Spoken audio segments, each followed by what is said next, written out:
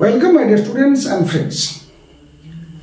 মাধ্যমিক পরীক্ষা শেষ হওয়ার পর তোমরা বাড়িতে বসে রয়েছো এবং চিন্তা করছো, ভীষণ চিন্তা শুরু করেছো কি নিয়ে পড়বে, কি বই কিনবো, এখনই বই কিনবো নাকি কয়েকদিন পরে কিনবো, কিংবা সায়েন্সের বইগুলো কিনে ফেললাম, 2 মাস পরে মনে হলো যে না এটা পারবো না, আমি আর্টসে চলে যাব, তখন বইগুলো কি করব, বইগুলো অনেক দাম। বন্ধু বান্ধবরা চলে যাচ্ছে বিজ্ঞান বিভাগে পড়বে, কেউ বলছে আমি আর্টস বিভাগে পড়বো, আমার সঙ্গে চলে আয়, একসঙ্গে পড়বো, এতদিন একসঙ্গে পড়েছি, আর 2 বছর আমরা স্কুলে থাকবো, একসঙ্গে থাকি চল। বাবা বলছে না না সায়েন্স নিয়ে পড়ো, না হলে পরের দিকে কি পড়বে, আর্টস নিয়ে পড়ে কি হবে, বিজ্ঞান বাণিজ্য নিয়ে পড়লে কি হবে। আবার এদিকে মা বলছেন না সায়েন্স ভীষণ কঠিন, এত কঠিন বিষয়গুলো নিয়ে টানতে পারবে না, আর্টস নিয়ে পড়ো। এরকম বিভিন্ন প্রস্তাবে তোমরা খুব বিভ্রান্ত হয়ে রয়েছো, কি করবে ঠিক করতে পারছো না। মূলত তোমাদের এই সিদ্ধান্ত নেওয়ার ব্যাপারে আমার অভিজ্ঞতাটা একটু শেয়ার করব, কিংবা তোমাদের পরামর্শ দেব সিদ্ধান্ত নিতে যাতে তোমাদের সহজ হয়। সেই কারণে বলবো আমাদের এই চ্যানেলে এখনও যারা সাবস্ক্রাইব করোনি তারা অবশ্যই সাবস্ক্রাইব করে ফেলো, আর যারা সাবস্ক্রাইব করেছো তারা অবশ্যই ভিডিওটিকে বন্ধু বান্ধবদের কাছে শেয়ার করবে। দেখো, আমি বলবো বাবা মা বন্ধু বান্ধব আত্মীয় স্বজন অনেক পরামর্শ নিশ্চয়ই দেবে এই সময়, কিন্তু আমি বলবো নিজের পরামর্শটা আগে শোনার চেষ্টা করো, অর্থাৎ নিজের মনকে আগে প্রশ্ন করো তুমি কি চাইছো। কিভাবে প্রশ্ন করবে, কিভাবে তার উত্তর পাবে?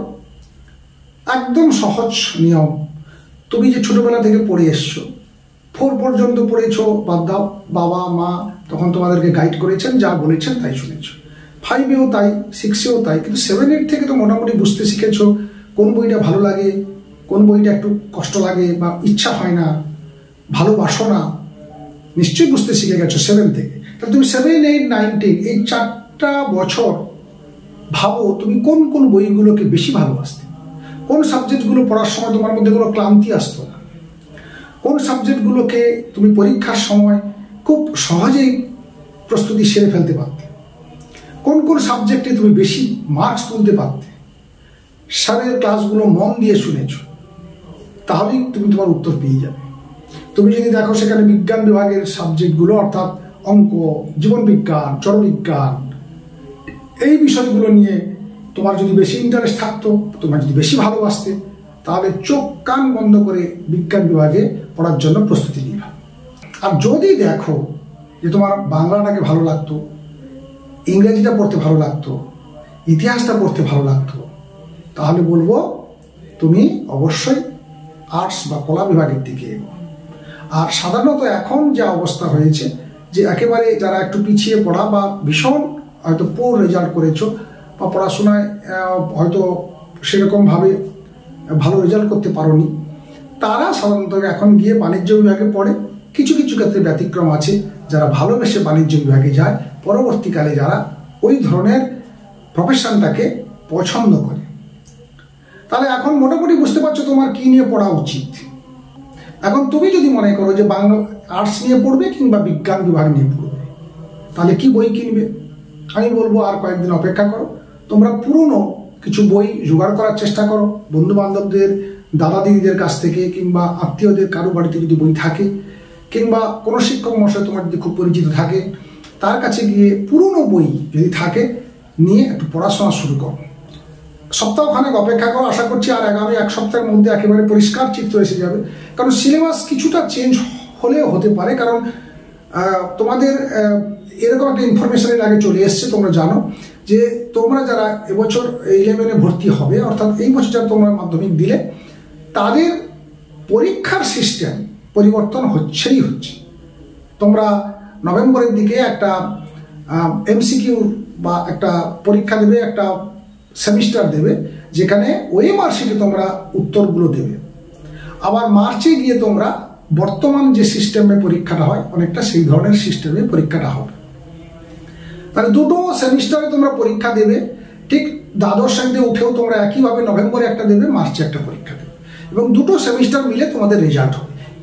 এই সিদ্ধান্তটা কিন্তু অলরেডি হয়ে গেছে, কিন্তু সিলেবাসটা কোথায় কোথায় চেঞ্জ হবে, বেশ কিছু গুরুত্বপূর্ণ অধ্যায় রয়েছে যেগুলো পরিবর্তন হওয়ার কোনো সম্ভাবনা নেই, কিছু কিছু অধ্যায় রয়েছে যেগুলো একটু কম গুরুত্বপূর্ণ বা পরীক্ষাতেও দেখবে একটু কম মার্কসের প্রশ্ন সেখান থেকে আসে, কোনো কোনো বছর অফ যায়।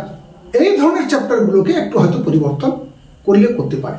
সেই জন্য নতুন বই এই মুহূর্তে কিনে ফেললে পুরোটাই তোমরা খরচের খাতায় ফেলে দেবে টাকাগুলোকে।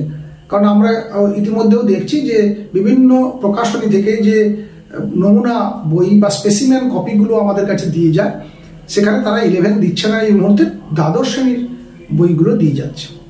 তো স্বাভাবিক কারণে আমরাও বুঝতে পারছি না যে পরিবর্তিত বইগুলো কবে আসছে, সিলেবাস পরিবর্তন হওয়ার পরে নতুন বই বাজারে কবে আসছে। তবে মোটামুটি একটা অনুমান করা যাচ্ছে, কারণ তোমাদের তো রেজাল্ট আছে, তার আগে তোমরা পড়াশোনা করবে, এটা সবাই জানে। তো স্বাভাবিক কারণে বই আগামী এক সপ্তাহের মধ্যে আশা করছি আমরা নতুন সিলেবাস বা নতুন বই কবে তোমরা হাতে পাচ্ছ সে সম্পর্কে একটা সম্যক ধারণা দিতে পারবো। তখন তোমাদেরকে বলবো যে কোন ধরনের বইগুলো তোমরা পড়বে বা কোন লেখকের বইটা তোমাদের পড়লে সুবিধা হবে। এমনিতেই আমাদের চ্যানেলে একটা ভিডিও রয়েছে যে তোমাদের 11-12 কোন বইগুলো ভালো। মূলত ওই প্রকাশনিক বা ওই লেখকদের বইগুলোই সাধারণত ভালো হবে বলে আমরা অনুমান করছি। তবু বইটা আসার পরে একটু দেখে নেওয়ার পরে আমরা তোমাদেরকে জানাবো। আর ততদিন আপাতত পুরনো কিছু বই জোগাড় করে তোমরা পড়াশোনা শুরু করো। যারা বিজ্ঞান বিভাগ নিয়ে পড়াশোনা করবে বলে ভাবছো, তারা বিজ্ঞান বিভাগের বইগুলো নিয়ে পড়াশোনা শুরু করে দাও। দেখো 1 মাস 2 মাস পরে তোমাদের কেমন লাগছে। যদি এখন যে ভীষণ কঠিন লাগছে, তখন তোমরা দরকার পড়লে স্ট্রিমটা চেঞ্জ করবে। বা আর্টসে যারা পড়বে তারা এখন সবগুলো বই, নতুন নতুন কিছু বই তোমরা পাবে, যেমন পলিটিক্যাল সায়েন্স পাবে, দর্শন পাবে, মানে ফিলোসফি পাবে, এডুকেশন, এইগুলো নতুন নতুন বই পাবে।